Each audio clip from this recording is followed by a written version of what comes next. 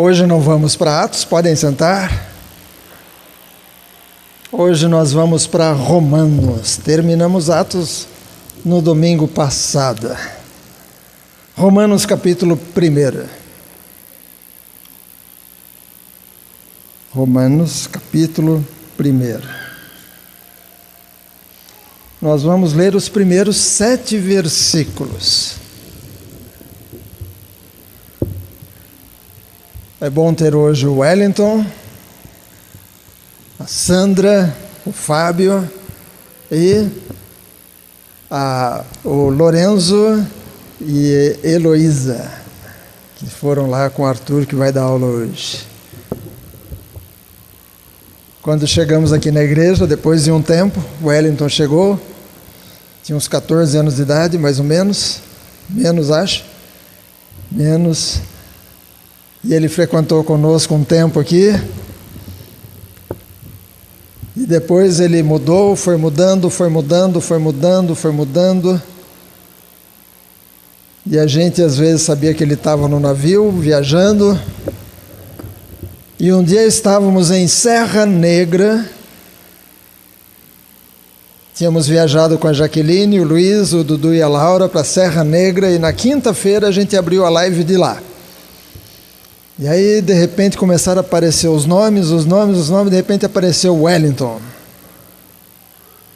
E aí que a gente foi entender que era o Wellington, e aí que a gente soube que ele estava nos Estados Unidos, e reatamos o contato que a gente tinha perdido, e foi um tempo bom. E aí ele veio passar um período aqui no Brasil. Através do Wellington conhecemos a Sandra, a pastora já conversou bastante com ela pelo WhatsApp. E hoje pudemos conhecer também o Fábio. É interessante que até hoje, lá nos Estados Unidos, o Wellington ainda lembra de coisas que ele aprendeu aqui, quando era júnior. Acerca da importância de orar, acerca de várias coisas, ele lembra até hoje. E Deus, a semente está lá. E Deus está trazendo muitas coisas para ele. Vamos ler Romanos capítulo 1, os primeiros 7 versículos aí diz o seguinte: Paulo, servo de Jesus Cristo, chamado para ser apóstolo, separado para o Evangelho de Deus, que ele antes prometeu pelos seus profetas nas Santas Escrituras. Eu estou lendo aqui na King James 1611, tá? Acerca de seu Filho Jesus Cristo, nosso Senhor, que foi feito da semente de Davi, segundo a carne, e declarou ser o Filho de Deus com poder, segundo o Espírito de santidade, pela ressurreição dos mortos, pelo qual nós recebemos a graça e o apostolado para a obediência da fé entre todas as nações pelo seu nome, entre os quais sois também vós, os chamados por Jesus Cristo. A todos os que estão em Roma, amados de Deus, chamados para serem santos, graça e paz a vós de Deus, nosso Pai, e do Senhor Jesus Cristo. Amém? Hoje nós começamos uma nova série. A última série, que foi de livro de Atos, foi 1 ano e 2 meses no livro de Atos. Eu ouvi falar de um pastor que pregou 1 ano no livro de Jonas. E se você olhar o livro de Jonas, ele é pequenininho, mas foi 1 ano na igreja, falando só, todos os cultos eram o livro de Jonas. Nós acabamos Atos, e agora é como se a gente voltasse um pouquinho no tempo. Porque semana passada nós falamos do momento que Paulo chegou a Roma. Mas a carta de Paulo aos Romanos foi escrita um pouco antes dele chegar a Roma. Uns 4 anos mais ou menos antes dele chegar a Roma. Há um tempo atrás, aqui na igreja,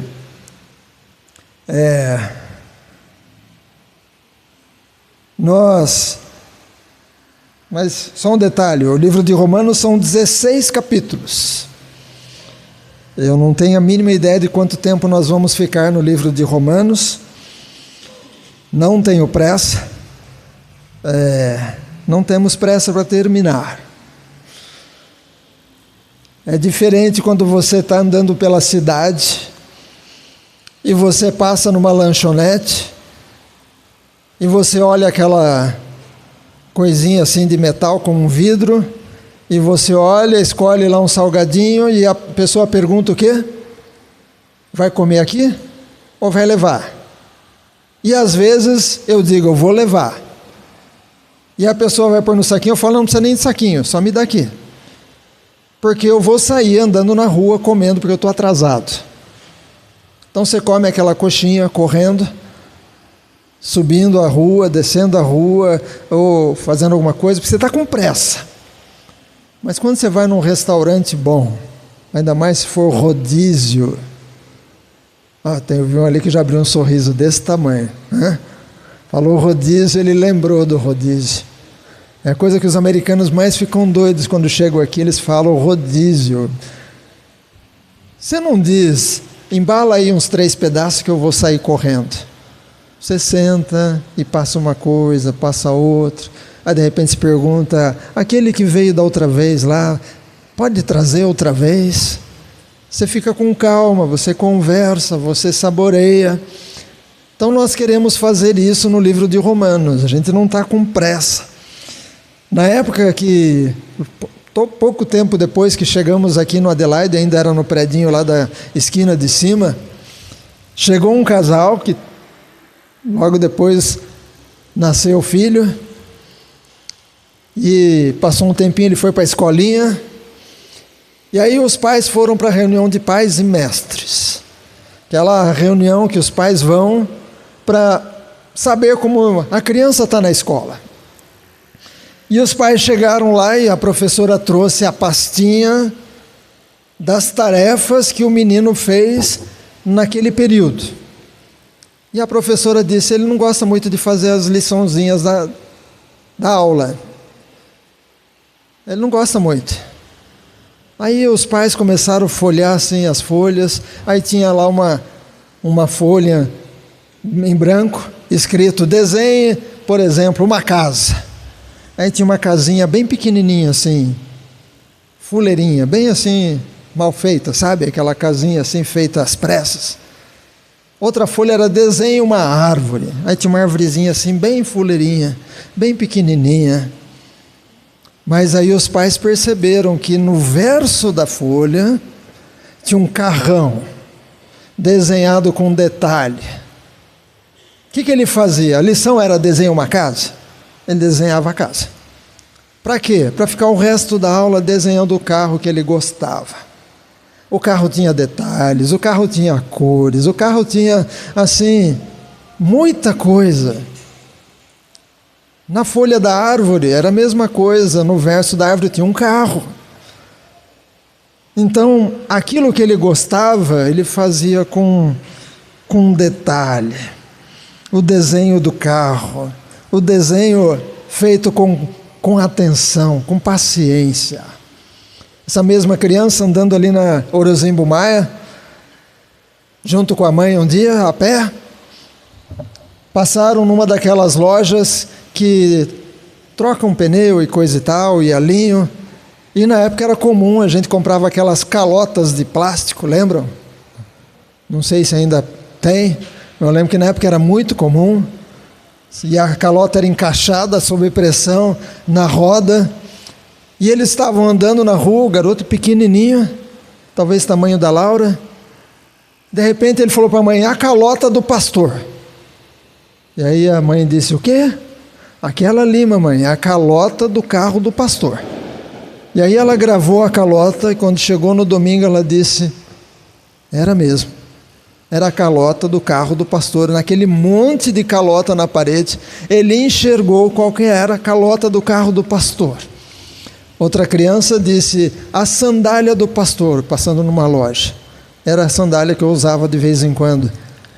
Mas o que é que nós desejamos? Nós desejamos que... Nós não queremos ler Romanos para cumprir tabela. Essa semana o Fábio me mandou um WhatsApp e ele falou: pastor, o senhor tem aquela tabela para ler a Bíblia em um ano? Aí eu falei: olha, eu não tenho. Eu até procurei na minha Bíblia se tinha aquela tabela. Algumas Bíblias têm na última folha uma tabelinha para você ler a Bíblia em um ano. E aí eu falei: olha, eu não tenho. Se eu conseguir eu te mando, mas eu não gosto muito dessas tabelas, porque você tem que seguir a tabela para conseguir terminar o ano. Eu já tentei, eu lembro quando eu era adolescente, eu peguei uma Bíblia que tinha essa e falei assim: eu vou cumprir. Aí primeiro dia, segundo dia, terceiro dia, e você atrasava um dia, aí de repente você estava atrasado, você tinha que ler o do dia anterior, mas o daquele dia para ficar, e de repente eu desisti. Eu era adolescente. Então o que a gente recomenda? Ao invés de você seguir uma tabelinha e ler só para cumprir a tabela, leia com calma. Eu já fiz até o teste, aquela última Bíblia que eu acabei de guardar, que foi antes dessa daqui, eu peguei e falei: vou ler a Bíblia inteira. Aí na primeira folha eu anotei a data que eu comecei a ler Gênesis 1. Mas fui lendo com calma, deu 1 ano e meio. Aí eu falei: eu vou ler de novo. Anotei a data que eu estava em Gênesis 1. Quando chegou no final, 1 ano e meio. Lendo com calma, sem aquela coisa, eu tenho que ler de novo. Então, nós gostamos mais dessa coisa de você ler a Bíblia e às vezes voltar e ler o mesmo capítulo outra vez. Ou você leu e não entendeu, você está com a revista aí atualizada, mas de repente seu filho tem a linguagem de hoje, pega a Bíblia da linguagem de hoje e lê o mesmo capítulo. Ou pega a revista corrigida, ou pega a NVI. Mas se você tem uma tabelinha para ler em 1 ano, você não vai poder fazer isso, porque senão você não consegue cumprir aquela tabela. O tema de hoje é: vamos morar junto? Vamos morar junto. Tá? E antes que você comece a pensar em empacotar suas coisas para ir morar com a gente, não estou dizendo ir morar lá no sítio onde a gente mora. Se bem que tem bastante serviço lá, a gente tem enxada sobrando, né? Daria para dar uma enxada para cada um aqui, tem coisas para fazer, a gente distribuir as tarefas, mas não estou falando de vocês mudarem lá para o sítio. Aliás, as pessoas chegam lá e falam para a gente como é tranquilo morar aqui, né? Eles não sabem que às vezes tem que apagar fogo, às vezes tem festa, rave nas chácaras perto, e aí a noite inteira o batidão, aquelas músicas lá que não param, né? Tem ônus e bônus. Mas não estou falando para todos vocês se mudarem para o sítio. Aliás, essa semana eu estava... Não, semana passada. Lembra que eu falei que eu fui esperar pastor Arthur, lá perto de casa? Enquanto eu esperava o pastor Arthur, eu estava com o pastor Estevão Ripp, que já foi missionário no Brasil, continua missionário no Brasil, mas agora aposentado. Mas quando eles terminaram o seminário, que eles não sabiam ainda para onde ir, um amigo disse: vem morar aqui com a gente, tem espaço, a casa é grande, vocês vêm morar aqui com a gente. E aí ele brincou uma frase que é a seguinte: depois de 3 dias o peixe começa a feder.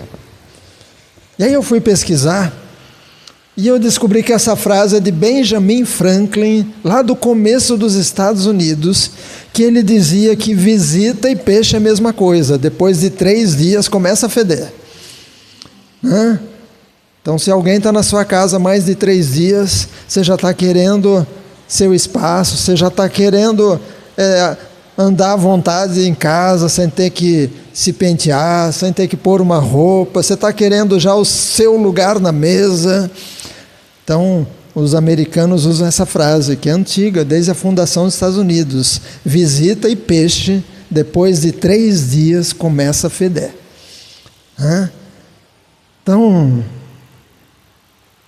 Por que eu falei isso? Eu não estou te convidando para mudar para o sítio. Porque depois de 3 dias a gente vai começar a arrumar encrenca. Depois de 3 dias a gente vai começar a achar defeito no outro, né? O que eu estou te dizendo? Um jeito de ler a Bíblia, um deles é você ler com calma, né? O outro jeito que muita gente usa é morar num livro. É escolher um livro e morar no livro. O que é morar num livro? Eu estou te convidando para morar conosco no livro de Romanos, por um tempo. Pode ser que dure 3 meses, 6 meses, 1 ano, 2 anos, não sei. Mas vamos morar em Romanos por um tempo. Mas pastor, eu estou lendo o Salmo. Tudo bem, você lê Salmo e lê um pedacinho de Romanos. Pastor, eu estou lendo Ezequiel, e eu gosto de Ezequiel. Tudo bem, você lê Ezequiel, mas quando você terminar de ler Ezequiel, lê um trechinho de Romanos. Tá bom? Vamos morar em Romanos durante um tempo, e que morar em Romanos seja para você como era para aquele garoto, desenhar o carro no verso da folha. Detalhes, com calma. Aliás, esse garoto hoje é mecânico, bom mecânico, né? Mas começou gostando de carro.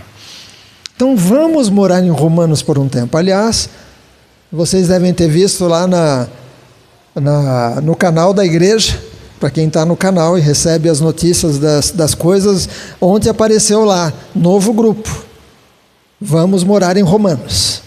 Esse grupo Vamos Morar em Romanos, ele é aberto, você pode publicar alguma coisa lá.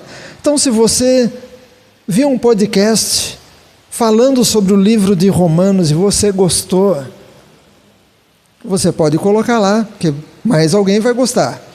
Se você viu um versículo com uma gravura de Roma, por exemplo, e um versículo de Romanos, que você vai colocar no seu status, você põe lá também, e aí outras pessoas desse grupo vão também compartilhar. Então é o grupo chamado Vamos Morar em Romanos. Eu te convido a participar, porque nós vamos estar em Romanos junto. Há muitas coisas que você pode fazer em Romanos. Tem, por exemplo, eu tenho aqui na minha Bíblia, aliás no meu celular, aquela Bíblia JFA, alguma coisa assim. Depois, quem quiser me pergunte, que você escolhe o capítulo de Romanos e você dá o play e alguém vai ler para você. Então você pode ler a Bíblia ouvindo, ler junto, ouvindo e lendo. Ou você pode ouvir enquanto faz alguma coisa na sua casa, mas leia a sua Bíblia também, não é? Não considere ouvir a Bíblia a sua leitura do dia, a não ser se você não consegue ler, aí tudo bem, o áudio vai te ajudar. Então, você pode ouvir a leitura da Bíblia. Eu não recomendo, tinha um radialista que gravou o Novo Testamento, com aquele vozeirão de apresentador de jornal, mas eu recomendo que você pegue de grupos evangélicos, de grupos que usam a Bíblia como evangelismo. Tem também, por exemplo, Rota 66. É um aplicativo que você pode pesquisar, não agora, lá na sua loja do celular, chama Rota 66, 66 por causa dos 66 livros da Bíblia. E ali você vai ouvir comentários, tem da Bíblia inteira, você escolhe o livro e lá você vai encontrar como é que chama aquele hebraísta? Luiz Saião, isso mesmo. O Luiz Saião, ele faz comentários da Bíblia acerca daquela época, com histórias. Pega lá a Rota 66, põe no seu celular e ouve de vez em quando. É morar no livro de Romanos. Você pode, por exemplo, pesquisar no livros de história. Roma, a fundação de Roma. Esse tempo, quando Paulo vai para Roma, Roma já tinha, acho que 700 e tantos anos de existência. Eu vi ontem a data da fundação de Roma. Era uma cidade muito antiga. Você pode olhar, entrar no Google Maps. Você acha lá a sua cidade, abre até olhar o globo inteiro, aí você vira ali o globo, vai até ali a Europa, aproxima da bota, que é a Itália, vai aproximando, vai procurando, você vai achar Roma, você vai aproximando, você vai achar em Roma, olhando por cima, o Coliseu de Roma, que foi construído depois desse período, tá? Mas muitas coisas do cristianismo aconteceram dentro do Coliseu de Roma. Nossos irmãos foram devorados por leões lá dentro. Alguns... Então, há muitos jeitos de você, morando em Roma, morando em Romanos, ir descobrindo coisas e compartilhando com a igreja. Eu posso, por exemplo, se eu precisar de alguma coisa lá em casa, eu posso pedir para o meu irmão ali, que nunca foi na minha casa. Eu posso dizer, olha, está aqui minha chave, por favor, eu estou com uma emergência. Vai lá em casa, por favor, esse é o endereço, vai lá. E quando você estiver lá, me liga que eu vou te explicar o que eu preciso. E aí, quando ele chegar em casa, eu vou dizer, abre a porta, é a chave vermelhinha. Do lado direito tem um interruptor, e ele vai achar o interruptor. E aí eu vou dizer, sobe a escada, ele vai subir a escada. No corredor, primeira porta. Aí ele vai entrar na primeira porta. Eu vou dizer, tem um armário do lado esquerdo. Você está vendo 3 gavetas? A gaveta do meio, abre a gaveta do meio. Lá no fundo, do lado esquerdo, põe a mão lá, você vai achar uma chave. Pega a chave. Agora, vai para o andar de baixo. Não tem a chave lá, tá? Deixa eu explicar, tá bom? Mas eu diria, por exemplo, para ele, vai agora no andar de baixo. Tem uma escrivaninha antiga que era do meu pai, está aí na sala. Embaixo da 3ª gaveta tem um buraquinho. Coloca a chave lá dentro, vira. Vai abrir uma gaveta que você vai achar do lado de trás da... Não tem, tá bom? Mas é aqueles filmes, já viu que tem umas gavetas escondidas? E a gavetinha vai abrir. E ele vai achar o que eu pedi para ele procurar. Por quê que ele vai achar? Porque eu moro na casa e eu conheço a casa. Então, se você morar no livro de Romanos e olhar com calma e pesquisar e aprender, quando nós terminarmos o livro de Romanos, você vai ter aprendido muitas coisas. Eu não sei quantos estavam aqui no tempo que a gente viu Corinto. Eu lembro até hoje de algumas imagens de Corinto que eu só aprendi olhando no Google Maps. E a gente trouxe algumas imagens naquela época. Então vamos morar no livro de Romanos. Tá? Como eu disse, Paulo escreveu a carta aos Romanos alguns anos antes de chegar a Roma.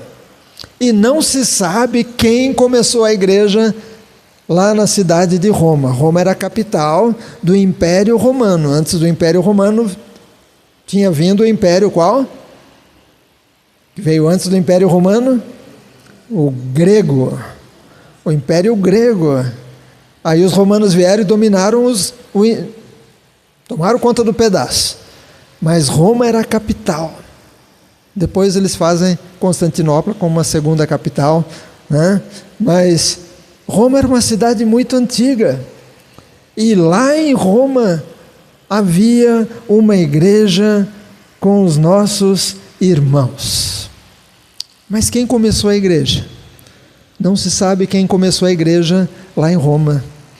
E que a maioria das pessoas entendem que a resposta está lá em Atos dos Apóstolos, lá no capítulo 2 de Atos. Lembram que o Espírito Santo desceu sobre aqueles 120 que estavam no cenáculo orando, aguardando o Espírito Santo, e aí começou aquele alvoroço, e a coisa foi tão movimentada, lá em Atos capítulo 2, versículo 4, a coisa ficou tão movimentada, eles começaram a falar das maravilhas de Deus. E aí quando chega no versículo 5 de Atos 2, diz que em Jerusalém estavam habitando judeus, homens religiosos de todas as nações debaixo do céu. Versículo 6, e quando isso foi amplamente divulgado, ou seja, está acontecendo alguma coisa naquela casa lá, o povo está falando uns negócios, e eles estão felizes, e eles estão animados, e quando isso foi amplamente divulgado, ajuntou-se uma multidão, e estavam confusos, porque cada homem os ouvia falar no seu próprio idioma. Versículo 7, e todos eles estavam atônitos, assustados, e maravilhavam-se, dizendo uns aos outros: vede, não são galileus todos esses que falam? Como? Ouvimos cada homem em nosso próprio idioma em que nascemos. Se você estivesse lá e você fosse mineiro, você ouviria as maravilhas de Deus no mineirês. Tem um mineiro que faz um podcast interessante, que ele conta as coisas em mineirês, do jeito que fala lá, e você, se você fosse do Nordeste, ouviria as maravilhas de Deus com sotaque nordestino. Se você fosse do Sul, você ouviria com sotaque do Sul. Versículo 9, partos e medos, elamitas e os que habitam na Mesopotâmia, a Judéia, a Capadócia, o Ponto, a Ásia, a Frígia, a Panfilha, o Egito e as partes da Líbia junto a Cirene, e estrangeiros da onde? De Roma, judeus e prosélitos. Então no dia do Pentecostes tinha gente de Roma lá em Jerusalém. E o que muitos entendem é que desses que ouviram o Evangelho, de que o Messias aguardado já tinha chegado e que ele era o Cristo que tinha morrido crucificado, esses que ouviram voltaram para Roma com a mensagem de salvação em Jesus Cristo. E o versículo 12 diz que todos se maravilhavam e estavam em dúvida, dizendo uns aos outros: o que significa isso? A gente está ouvindo as maravilhas de Deus na nossa língua materna, romanos dizendo um para o outro, a gente está ouvindo em latim. Eles não estão falando no hebraico, não estão falando no aramaico, não, estão falando em latim as maravilhas de Deus. Aliás, o judeu achava que só se podia falar sobre Deus no hebraico. Mas agora tinha gente ouvindo em latim, tinha gente ouvindo na linguagem dos elamitas e assim por diante. Então, a igreja de Roma, Paulo não começou Roma, mas ele soube de cristãos em Roma. Então ele decide escrever a carta aos romanos, quando ele estava na sua terceira viagem missionária. Paulo escreve uma carta aos romanos. E esta carta não é apenas aos romanos, mas também aos hortolandenses, quem é de Guarulhos é o quê? Guarulhenses, né? Põe a sua cidade, essa carta é para a sua cidade também. Se você é do Paraná, os paranaenses. Essa carta não é só para os romanos. E é interessante que Paulo começa a carta dizendo: Paulo, servo. Essa palavra servo é um tratamento meio esquecido em alguns lugares. Antes era comum, você encontrava alguém e a pessoa falava: e aí, servo? Tudo bom? Quantos se lembram desse tempo? E aí, serva? Tudo bom? Mas aí a coisa veio chegando, e as pessoas começaram a dizer: eu sou filho do rei, eu sou isso, eu sou cabeça, não sou cauda, eu sou. E esqueceram que nós somos chamados para ser servos. O servo, ele entende que ele é de alguém, ele é propriedade de alguém. Não se esqueça que você é servo de Deus, serva de Deus. Estava esses dias com um pastor de uma das cidades aqui da nossa região, e a igreja lá, ele fala: nós somos um grupo pequeno, mas o grupo que frequenta lá tem ótimas profissões e ganham muito bem. E às vezes a gente chama eles para fazer alguma coisa, eles perguntam: quanto custa, pastor? Eu pago para alguém fazer. E aí o pastor disse: não é isso, irmão, não estou te chamando para você pagar para alguém fazer. Eu queria que você viesse aqui para servir a comida para as crianças, servir ajudando a estacionar carro na rua. Não é pagar para alguém cuidar dos carros na rua, não é pagar para alguém fazer um serviço na igreja. O servo, ainda que ele seja dono de uma empresa, quando ele entende que ele é servo, ele quer servir. Dentro da igreja ele entende: eu sou parte da família, eu sou um dos irmãos e eu quero também servir meus irmãos. Paulo está dizendo: servo de Jesus Cristo, chamado para ser apóstolo. Paulo está dizendo: antes de ser apóstolo é uma responsabilidade, mas eu sou servo. Antes de ser pastor, eu tenho que entender que eu sou servo.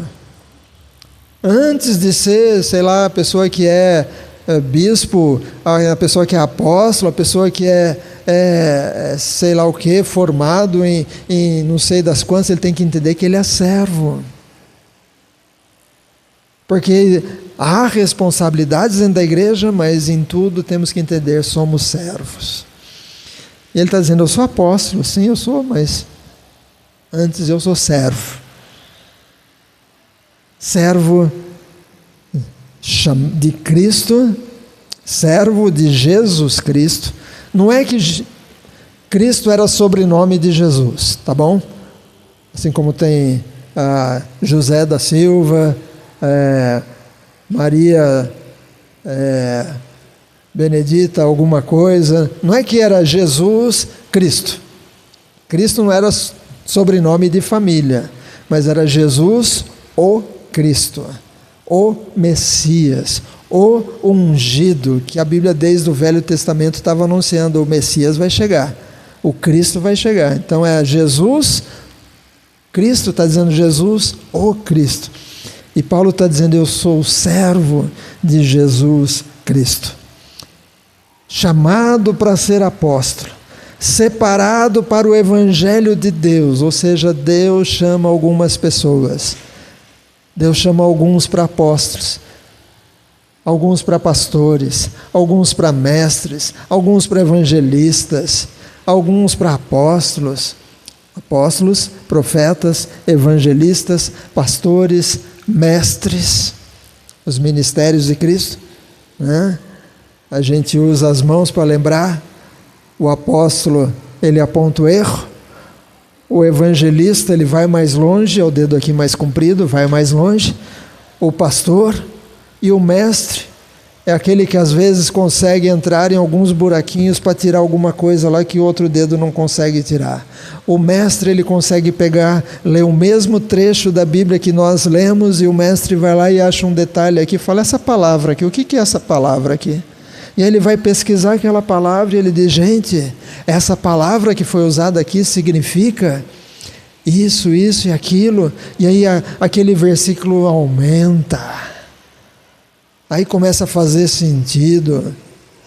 Lembra que eu falei, a Bíblia diz: lâmpada para os meus pés é a tua palavra e luz para os meus caminhos. O mestre, ele vai nesse versículo e ele fala: mas por que é luz para os meus pés? Lâmpada para os meus pés? É porque eles usavam uma lamparina pequenininha. com azeite dentro e um paviozinho, e aí acendiam e amarravam na ponta do pé, em cima da sandália, para andar à noite no escuro e não pisar numa serpente, num escorpião, numa aranha, não cair num buraco, não pisar num prego. Então é lâmpada para os meus pés e a tua palavra, ou seja, vai me ajudar no caminhar. E às vezes você só enxergava o que tinha o próximo passo. Não era uma lâmpada que, pronto, já li, agora eu já sei o caminho inteiro da minha vida. Cada dia você tem que ler, porque ela vai iluminar aquele seu dia.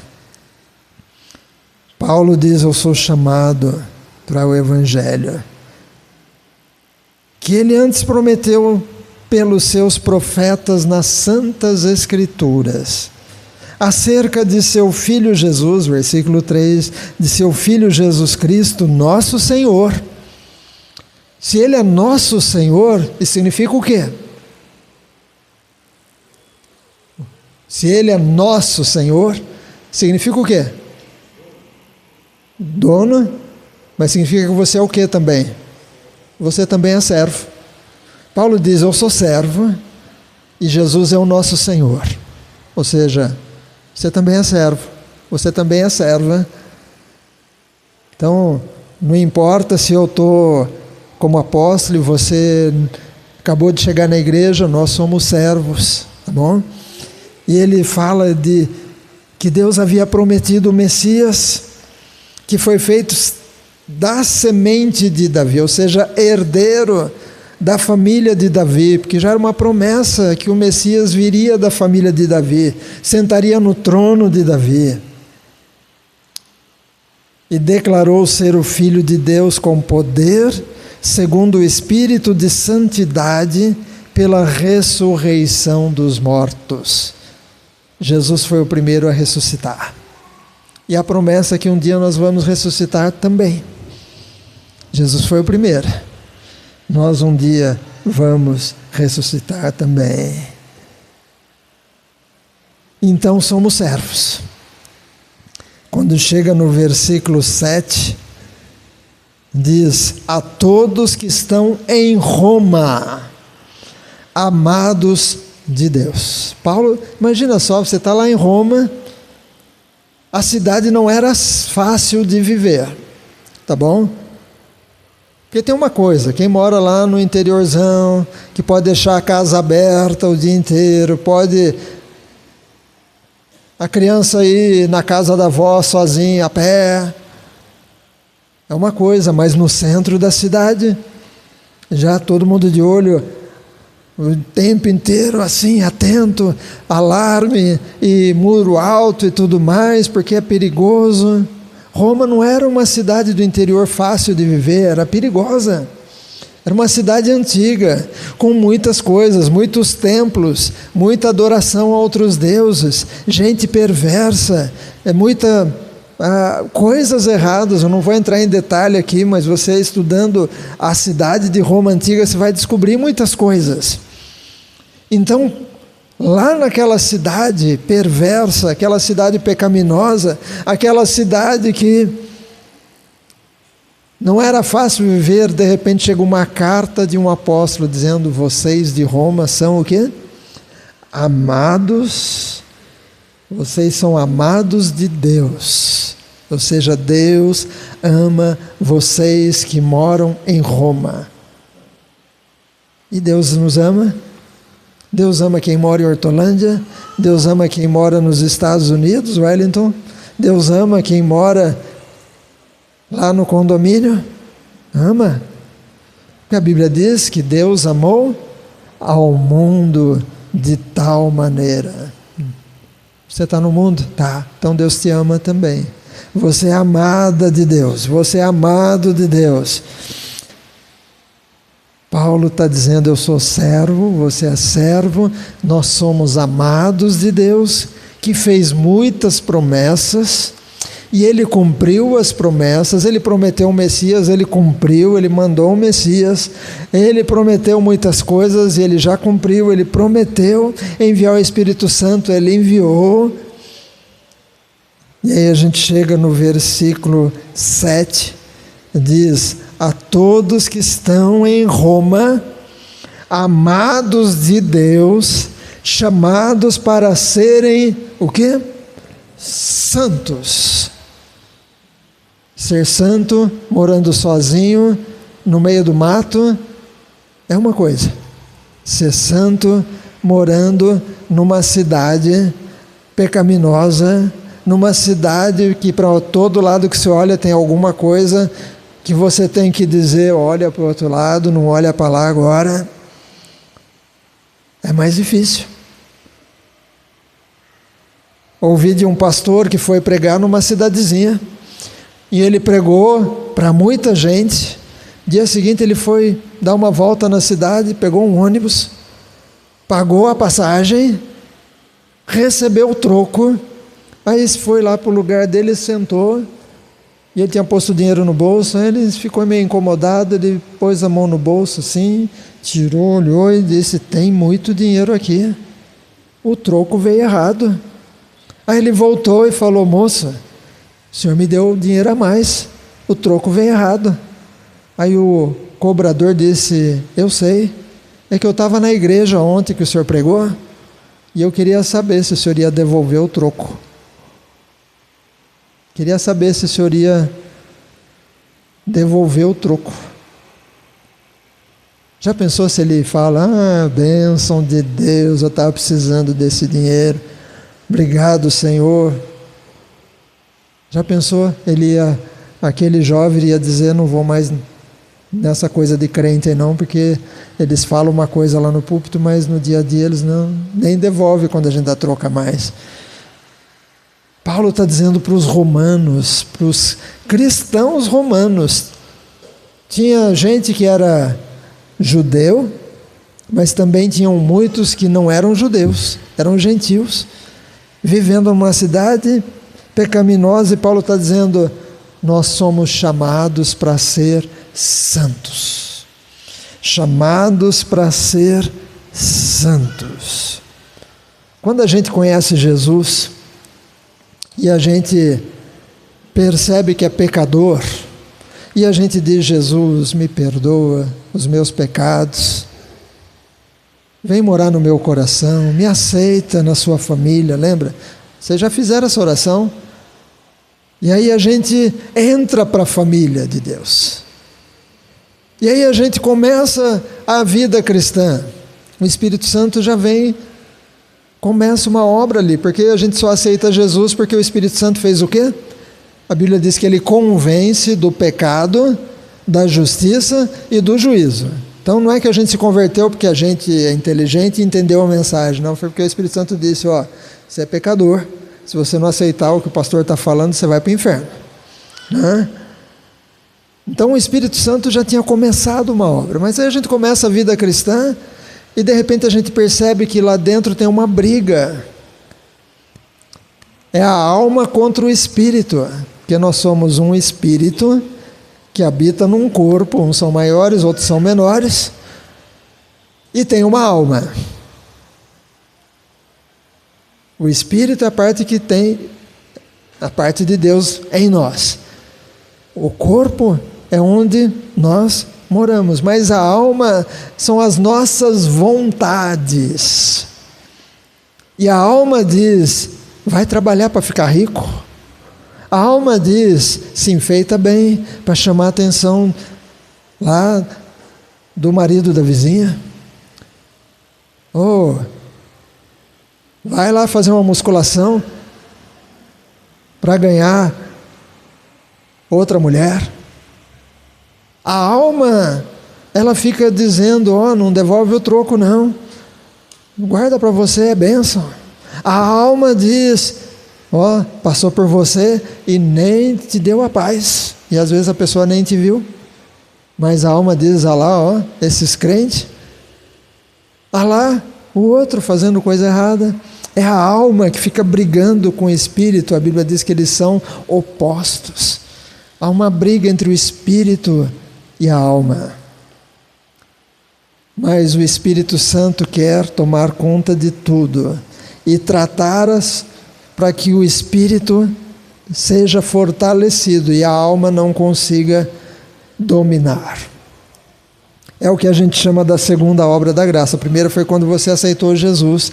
A segunda é quando você se rende e diz: Deus, tem uma coisa aqui dentro que está brigando com... Eu tento ler, não consigo ler. Eu tento orar e me dá sono. Eu falo que eu quero ir para a igreja todo domingo, mas aí alguém convida para ir no shopping. Eu falo que eu vou para o shopping, outro dia eu vou na igreja. E aí você fala: tem uma coisa aqui que está difícil. É a briga, a alma com o Espírito. O Espírito Santo quer entrar e tratar aquilo que a gente chama de pecado inato. É o pecado que você já nasceu com ele aí dentro. É a herança de Adão. Adão pecou junto com a Eva. Eva, né? Para Eva, alguém falou, até achei engraçado, que para Eva a serpente falou um tempão, né? Até que ela aceitou comer. E ela chega para o marido e diz: Tó. E ele come, né? Com ele foi tão assim, ela não teve que ficar falando um tempão com ele, ele já... Mas aí nós que somos descendência, a gente já nasce com aquela coisa lá dentro. Quando meu pai dava aula para seminaristas, alguns diziam: não acredito que as crianças nascem com o pecado inato. Aí meu pai dizia: tudo bem, daqui a alguns anos você vai ter seu primeiro filho e você vai descobrir se nasce ou não nasce. Porque eles são pequenininhos, às vezes bebezinho, aí você vai pôr no berço e o berço está frio. E o que ele faz? Abre um escarcéu porque ele quer voltar para o colo. Aí você segura no colo. Aí você vai pôr de volta, ele percebe, ele fala: eu quero o colo. Ele faz birra e você pega de novo. A gente já nasce com essa tendência para: eu quero mais comida, eu quero comer, eu quero agora, quero para ontem. Então, o Espírito Santo quer chegar no coração dos cristãos e tratar o pecado inato. Não é que vai tirar o pecado e jogar fora, ele vai continuar lá. Não existe uma vacina que você, pronto, agora o Espírito Santo entrou, nunca mais vou pecar. Não existe isso. Você vai precisar continuar vigiando, porque o pecado é forgado. É forgado. Ele vai querer voltar, mas o Espírito Santo vai te ajudar, porque ele vai estar dentro, ocupando tudo. Pastor Aguiar, quando ele era jovenzinho, ele foi visitar a mãe dele, que já estava viúva, mas ela estava frequentando uma outra igreja lá em Itaú de Minas. E na igreja que ela frequentava, era normal toda oração dizer: ó Deus, perdoa a multidão dos meus pecados. Então a mãe dele orava assim. E aí, antes de dormir, ele dormiu no mesmo quarto que a mamãe dele. Vamos orar, mãe? Aí ele orou, a mãe orou: a Deus, perdoa a multidão dos meus pecados. Aí dormiram. Dia seguinte acordaram: bom dia, mãe, bom dia, vamos orar? Vamos. O que a mãe dele orou? Ó Deus, perdão pela multidão dos meus pecados. E aí o pastor Aguiar, que na época era só Aguiar, gozador, que só disse: ô mãe, onde a senhora foi à noite? Ela falou: por que, filho? Ontem à noite a senhora orou dizendo: perdoa a multidão dos meus pecados. Eu dormi e agora de manhã a senhora diz: perdoa a multidão dos meus pecados. Aonde a senhora foi à noite? O que ele estava tentando dizer para ela: mãe, a senhora dormiu ontem à noite, a senhora já pediu perdão. Imagina se eu pisasse no pé do irmão Donizete há 3 semanas atrás, e toda vez que eu encontrasse o irmão Donizete, dissesse: irmão Donizete, perdão porque eu pisei no seu pé 3 semanas atrás. Aí daqui a 3 minutos encontro: ô Donizete, perdão porque eu pisei no seu pé 3 semanas atrás. Ele ia dizer o que? Eu já perdoei, já até esqueci. A Bíblia diz que o pecado perdoado, o que Deus faz? A Bíblia diz, alguns dizem que ele lança onde? No mar do esquecimento. Não tem esse versículo na Bíblia, tá bom? Um versículo diz que ele lança no mar, outro versículo diz que ele lança no esquecimento. Deus esquece. Quando diz lança no mar, o mar é fundo. Está lá, o seu pecado perdoado está lá no fundo do mar. Aí o povo junta os dois e diz que Deus lança o pecado no mar do esquecimento. Deu até nome para o mar, tá bom? E alguns brincam dizendo: proibido pescar. Quando Deus perdoa o pecado, joga no fundo do mar e ele diz: proibido pescar. Então, se você já pediu perdão pelos seus pecados, irmão, irmã, e você está andando com Deus, saiba que você pode não pecar. Você não é obrigado a pecar todo dia. Você não é obrigado todo dia a sair de casa, parar na esquina, tirar o macaco, tirar o step e soltar o pneu e trocar de pneu. Você é obrigado a fazer isso na van? Quando você usa? Quando fura, você usa o macaco e o step. Então você não é obrigado a usar o step todos os dias. Da mesma forma, você não precisa pedir perdão pela multidão dos seus pecados todos os dias. Se você já pediu perdão para Deus, está perdoado. Agora, se você mentiu para sua esposa, você tem que consertar e dizer para Deus: Deus, perdão porque eu menti para minha esposa. Deus, perdão porque eu não deveria ter ido em tal lugar. Você dá nome ao pecado. É mais fácil dizer a multidão dos meus pecados. É mais difícil dizer: Deus, perdão, eu hoje exagerei quando me perguntaram alguma coisa e eu fiquei com vergonha de dizer, e aí eu exagerei. Exagerar é mentir, né? É dar um número maior. Deus, me ajuda a não fazer isso de novo. Quando o Espírito Santo vem, você pode não pecar. Você pode chegar na hora do almoço e dizer: Deus, obrigado, porque desde de manhã eu posso olhar para trás e dizer: eu não me lembro de ter pecado.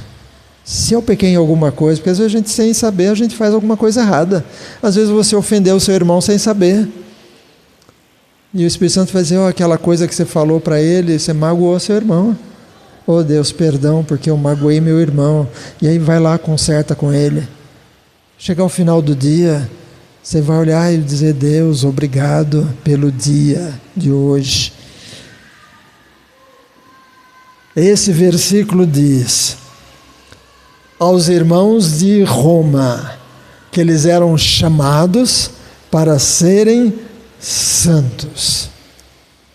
Você que mora aqui em Hortolândia, em Guarulhos, lá em Panama City, ou como é que chama? Uma coisa City lá. Você é chamado para ser santo. Chamado para ser santo. É fácil? Não é fácil. É mais fácil nadar junto com a correnteza, mas ir contra a correnteza é difícil, mas é possível. Você pode não pecar. Não é obrigado a pecar todo dia. Alguns dizem: a carne é fraca, a gente peca todo dia, a gente peca assim, alguns até exageram, mas você não é obrigado a pecar. Você pode não pecar. Você é chamado para ser santo. E o Espírito Santo às vezes vai te dizer: Fábio, você pecou aqui. Sandra, isso aqui. Rosa, a velha Rosa saiu ali da cruz e ficou brava. Aí a Rosa vai dizer: Deus, perdão porque eu fiquei brava. Não é, Rosa? Mas já é outra Rosa. A Rosa que a gente conheceu quando era o tabernáculo de madeira aqui era outra Rosa. A gente tem visto a diferença daquela Rosa para a Rosa de hoje. Mas a gente pode não pecar. O nome ser cheio do Espírito Santo são muitos nomes. Algumas igrejas usam perfeição cristã, outras igrejas falam perfeito amor, algumas igrejas chamam de pureza do coração, algumas chamam de batismo com o Espírito Santo, outras chamam enchimento com o Espírito Santo, outros chamam plenitude da bênção, o perfeito amor, santidade cristã.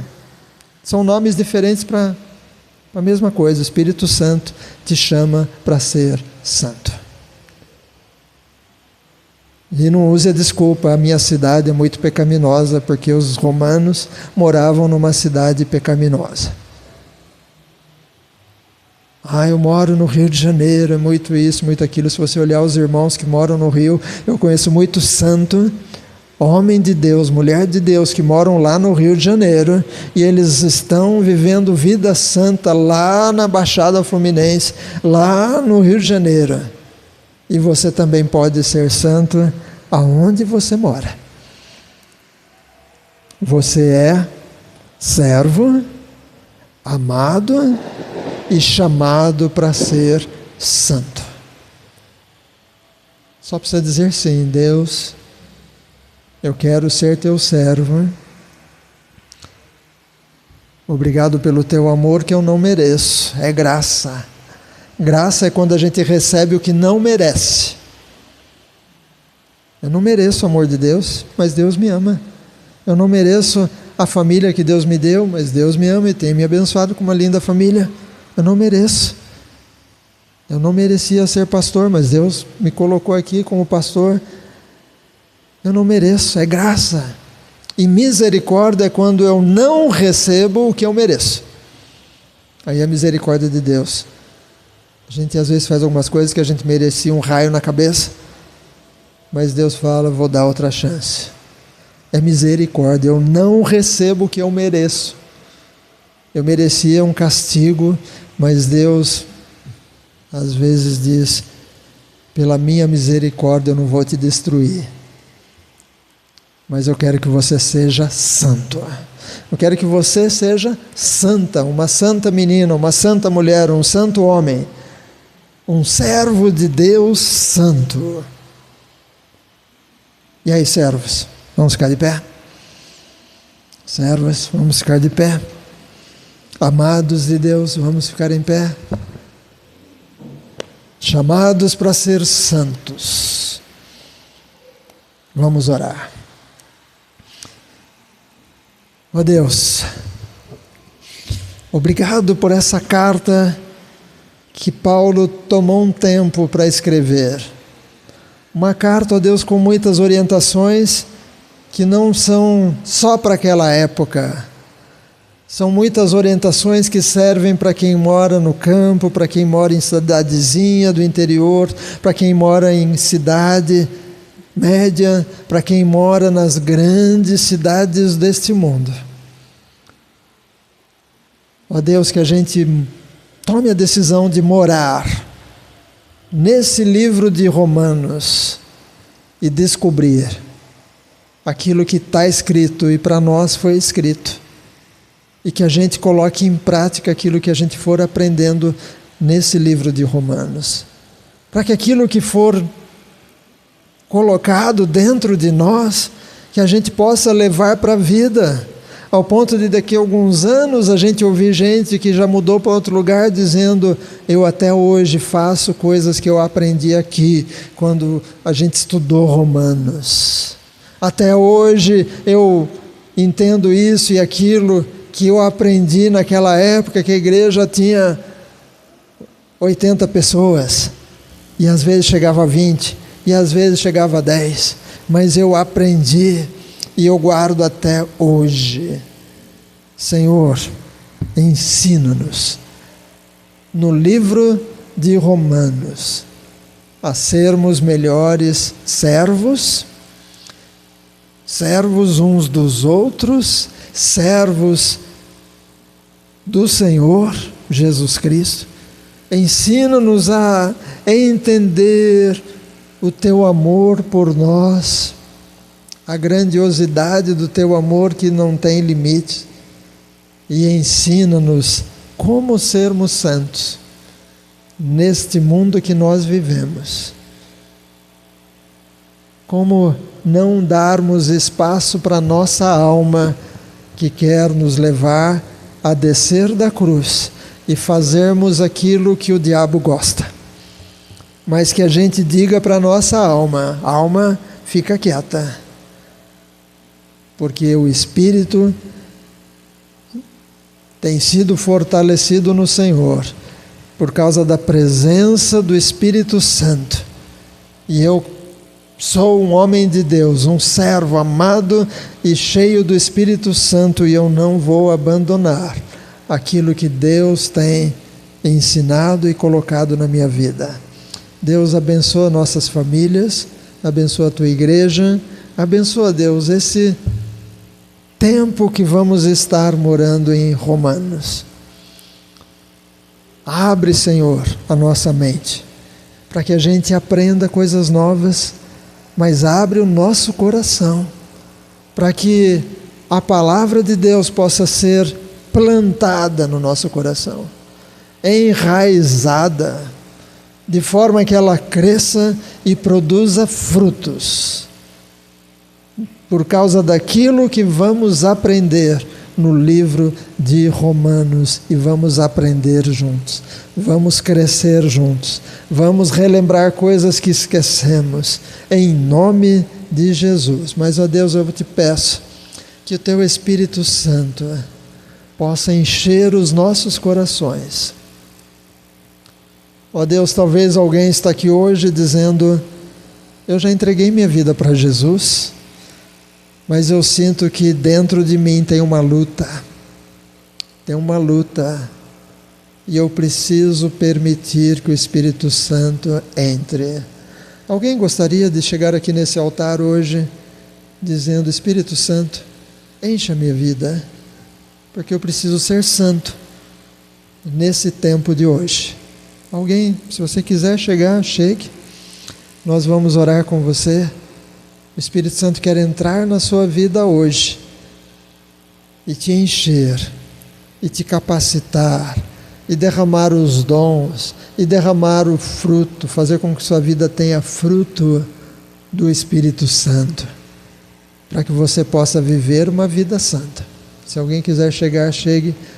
Se você quiser orar aí no seu lugar, ore. Mas que Deus possa preencher a sua vida.